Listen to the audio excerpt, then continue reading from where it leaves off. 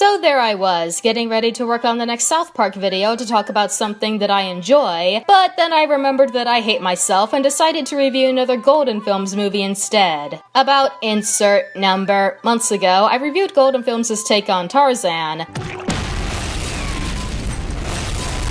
Speaking from experience, if you want a relationship to end, make them watch this movie.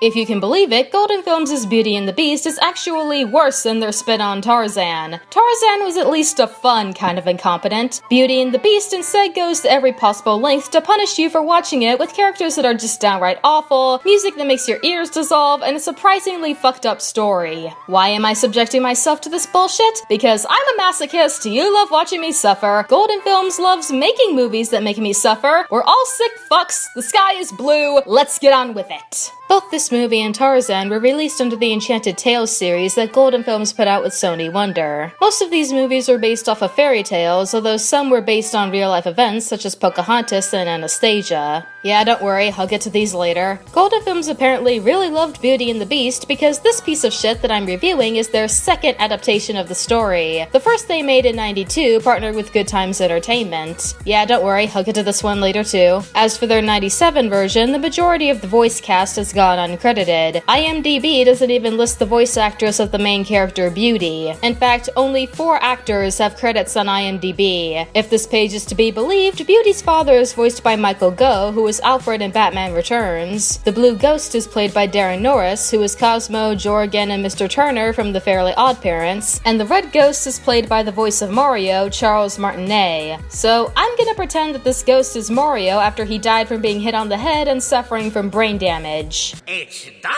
he says. This we can see, thank you. Tell us something we don't know, will you?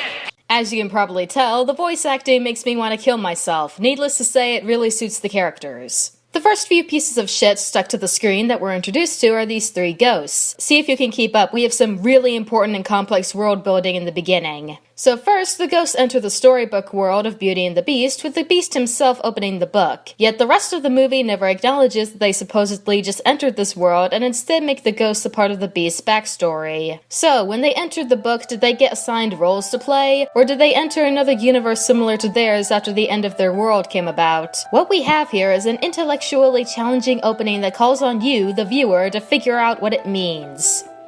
Or maybe it's a poorly thought out framing device in a direct-to-video movie with a budget of soup. The ghosts are essentially Beast's servants in this movie. They cook his meals, they answer to his beck and call, and they work to help lift the curse a sorcerer put on him that turned him from a prince into an angry furry. I'm beginning to think the way he is the way he's always gonna be. Poor fella. Deserves better, he does. Really? Oh, do tell me, how exactly does he deserve better? You don't know what it's been like for the big guy, do ya?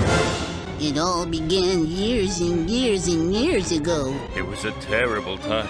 An awful drought was on the countryside. The prince, he had whole storehouses full of grain, whole lakes full of water. The poor folk from the countryside came asking for a loan of some food. He shut them out cold. They had no choice. They had to head on looking for a better place. Not all of them made it. You're looking at 3 of them now. He's stuck being what he's being, and we're stuck between 2 worlds. But if by when the first snow falls, someone falls in love with him just the way he is, then the curse will be broken, he'll be what he was, and we'll be free to move on.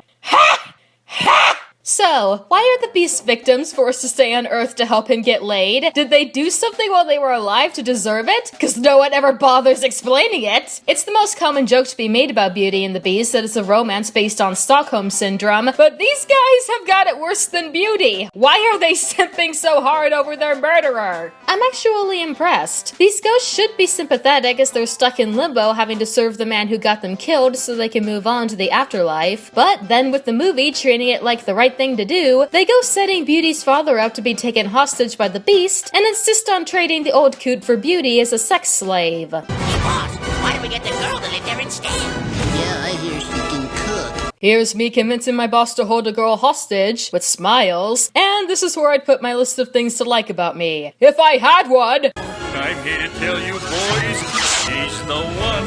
Which one? The one we need. She blankly walked down the road with her eyes closed. She's perfect for the job. Wow, she wasn't even so much as petting her cat when you first saw her. So you were looking for any random girl to set Beast up with. And rather than going up to talk to her, you decide to traumatize her by convincing the Beast to take her prisoner after first threatening to kill her dad. Well, these ghosts are out of control. Let's salt and burn their remains. You wanna know what the sad part is? The saddest fucking part? Out of all the characters, the ghosts are the most likable. The ghosts at least move the plot forward and are proactive in trying to lift the curse. The Beast can't do that because he's too busy sulking and throwing temper tantrums.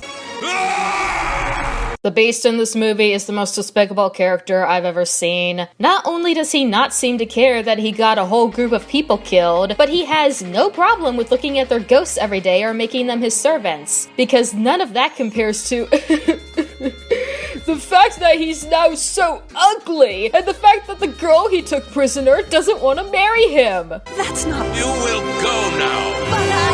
You will go. Beauty's relationship with the Beast is the textbook example of abuse. I'm not even kidding. Keeping your significant other away from their family and trying to suck up to them with materialistic gifts while yelling at them whenever they do something you don't like is what abusers do. What are you doing in here? I did not give you permission to come here. Again, abuser talk. Oh, he does let Beauty go see her father later, but not before saying he'll go flop if she doesn't come back within a week. But know this, if you do not return in 1 week's time, by the first snowfall, then I will die of a broken heart. Not to be morbid, but that kinda sounds like a suicide threat. Like, if you leave me for too long, I'll kill myself. How else is he gonna die from a broken heart? You know, in the Disney version, after Belle went to go rescue her father, while the Beast did grow so depressed that he had no issue with being killed by Gaston, he never attempted to guilt-trip Belle. In fact, her leaving was his own idea. It was a tear-jerking moment showing the extent of his character development and how he's now willing to place Belle's needs over his own. He was content with knowing that he'd never see her again for the rest of his days while remaining a monster, and the threat of his death came from him being cornered by a professional hunter, not being offed by a broken heart. Because Disney saw how very easily one could look at that kind of statement the wrong way. And also,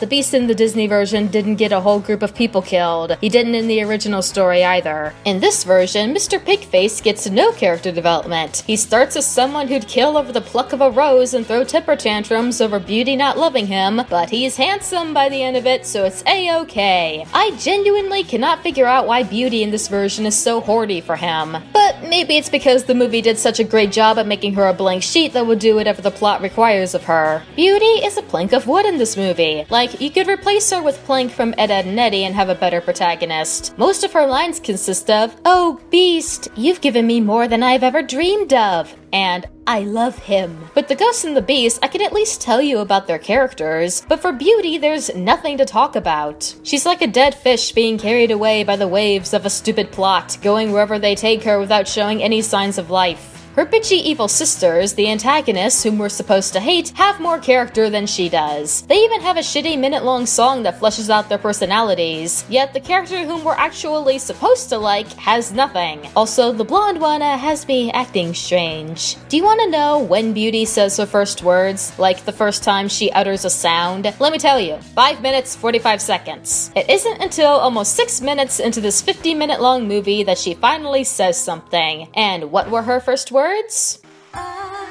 can't resist.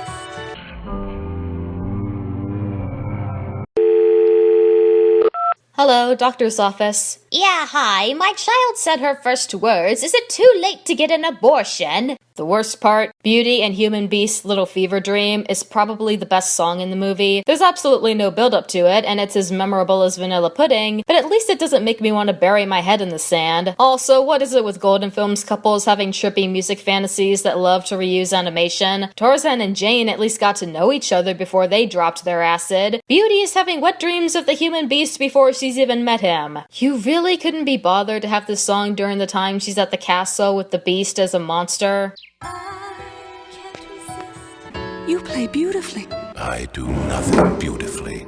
Have you forgotten?